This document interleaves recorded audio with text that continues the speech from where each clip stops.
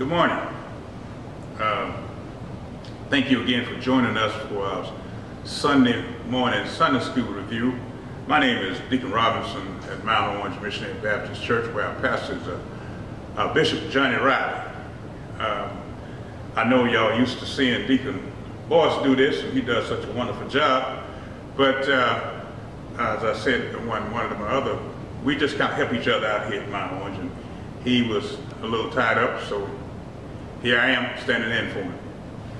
Let us start with prayer. Father, today I again said thank you for using me as an instrument to deliver your word. So I ask you to let the words of my mouth and the meditation of my heart be acceptable in their sight. My Lord, my strength and my Redeemer. Amen. This quarter, this month in particular, we have been talking about love. And we've been talking about the story of Joseph, how Joseph went through many different discouraging events, but still the love prevailed through it all. And our topic today is just that. Love prevails over all. Our key verse says, "Now do not be distressed and do not be angry with yourself for selling me here, because it was to save lives that God sent me ahead of you." That's Genesis 45 and 5. That's the NIV version of it. That's our key verse for this lesson. Let me read to you the scriptures we'll be kind of covering today. As usual, I'll read from the NIV. "Then Joseph could no longer control himself before all he attended, and he cried out, 'Have everyone leave my presence.' So there was no one with Joseph when he made himself known to his brothers. And he wept so loudly that the Egyptian heard him, and Pharaoh's house heard about it. Joseph said to his brothers, 'I am Joseph. Is my father still living?' But his brothers were not able to answer him because they were terrified at his presence. Then Joseph said to his brother, 'Come close to me.' When they had done so, he said, 'I am your brother Joseph, the one you sold into Egypt. And now do not be distressed and do not be angry with yourself for selling me here, because it was to save lives that God sent me ahead of you. For 2 years now, there have been famine in the land, and for the next 5 years, there will be no plowing or reaping. But God sent me ahead of you to preserve for you a remnant on earth and to save your life by a great deliverance. So then, it was not you who sent me here, but God. He made me father of Pharaoh's, lord of his entire household, and rule of Egypt." That's the first outline. And the second one says, "You shall live in the region of Goshen and be near me, you, your children and grandchildren, your flock and herds, and all you have, and all you have. I will provide for you there, because 5 years of famine are still to come.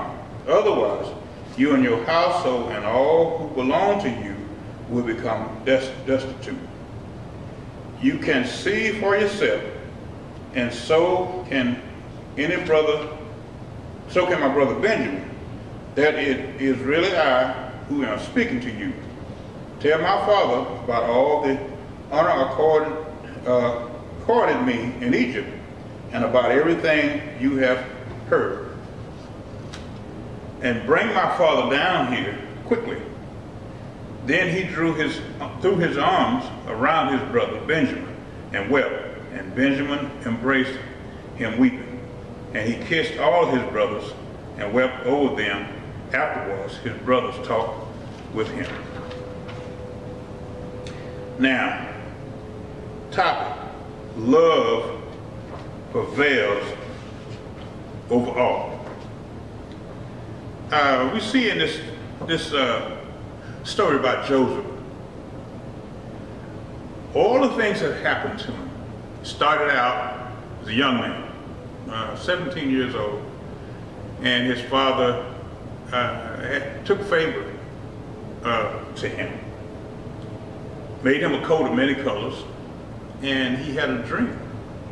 So because of his favoritism his father's favoritism towards him, his dream that he told his brothers, they had plotted to kill him actually, but the older brother said, no, let's throw him in this pit. Not throw him in the pit, let's sell him to these others. Well, his older brother then said what happened was they were going to throw him in the pit and claim Alma did so, and the brother was going to come back and get him. But in the process, they saw these merchants come through, so they sold him. And in the process of them selling him, he wound up down in Egypt. And that's what he was saying today. Don't be mad about that. That was God's plan, not yours. And so he told them that. Then he got down to Egypt. That's the first thing happened to his brothers. He was, just not portrayed. Well, I guess it could be portrayed by his brothers. We just say he was sold by his brothers into the hands and was enslaved. And then he was lied on by his boss's wife, Potiphar's wife. And in the process, he got thrown in jail. So while he was in the jail, he met up with this butler and the baker. And they were in jail. He had a dream about them, or they had dreams, and he had interpreted the dream for them. And the butler was going to be saved, but the baker was going to be killed. And he told the butler, said, now when you get out, remember me. Well, the butler was so excited about getting himself out, he didn't think about Joseph at all. So now he's been betrayed by his brothers, lied on by his boss's wife, and forgot about by somebody he helped in jail. And now he's saying, after all that, love prevails over all. As the story goes, he had interpreted Pharaoh's dream about the famine. And in the process, Pharaoh put him over the land as the one to take care of it, because he told Pharaoh there's going to be 7 years of good, there's going to be 7 years where you're going to do real well. And there's going to be 7 years of famine. And my advice to you, during this 7 years of plenty, you put the stuff up and store up stuff so when the 7 years of famine come, you still be prepared to live on. And because he had that kind of vision, Pharaoh put him over all of Egypt as the governor. And so when the famine did come, his brothers in their land, the famine came, so they didn't have anything, so they had to come down to him, down to Egypt, which was to him. And just as it said last week, the dream come true. What he told them about them going to bow to him, they bowed to him. I think about the fact that we probably, and I said we, include me, but let me just stop and say me. I probably would have, when they came, and I probably would have taken advantage of him. He did for a minute, just have a little fun with them. Called them spies, scared them up a little bit. And then, he locked one of them up, sent the other back. He messed with them a little bit, but I think I would have had more fun than that. They would have been just buying to me for a few days before I let them go. And a lot of us would do that, because that's how revengeful we are. But thank God Joseph didn't see it that way. So now comes the time when they have gone back home, brought their little brother back, because that's what he told them last time. If you don't bring your brother back, then I'm still going to think you're spies. They brought the brother back, and now he's revealed himself to them to let them know he's the brother that they sold. Now, can you imagine you did all this to your brother and he is treating you with kindness? And the words he said to them, don't be mad at yourself, don't be distressed because of that you sold me to hear. Because actually, that wasn't your doing. You thought it was your plan, but actually it was God's plan. But I think Joseph had that same message to all of the people that did him wrong in this line. He probably would have told Potiphar's wife the same thing. Don't worry about it. That God said he had me going through this for a purpose. And it was just his will being carried out and not yours at all. And he probably would have told the butler the same thing if he had a conversation with him, as he did with his brothers. I wonder, looking back over my life and the things I've gone through, can I look and say, God did it for the good? Can I still be bitter with all the things that happened?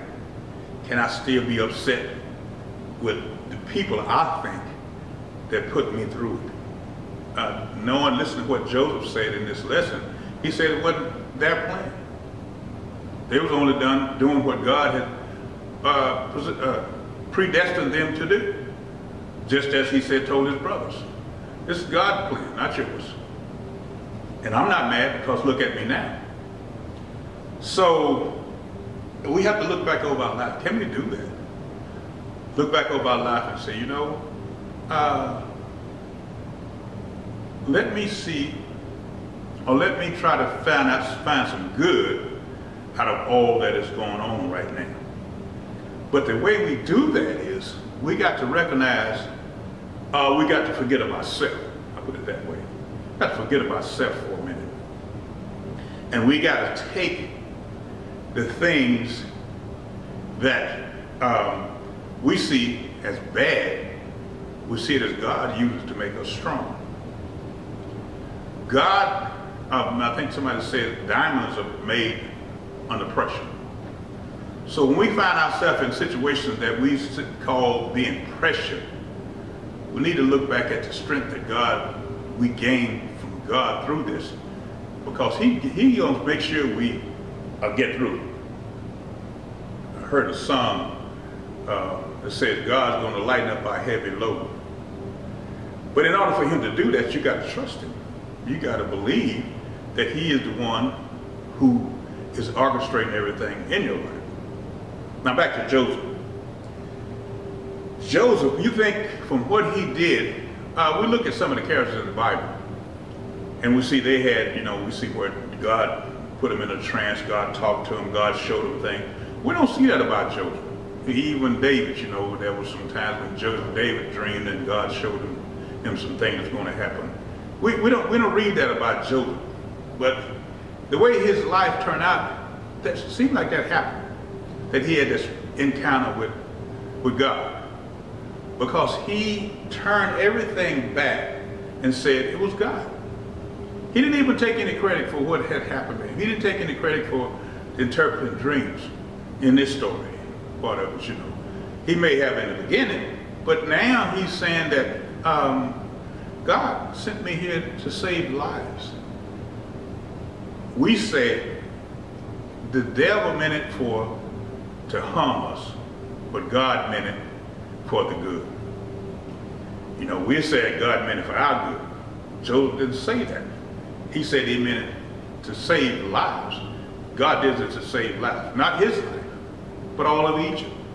And we know the story of that because later on, we keep reading Genesis, we'll read about Moses and the people of Israel. And we know that Israel was God's chosen people. And Joseph was down in Egypt to set this up for God's chosen people to all gather up there, and then God will come and rescue them, to identify himself to them as their rescue. Just like Joseph did to his brothers, identified himself to them of who he really was. And God is going to do that later on in the book of Genesis with his people of Israel.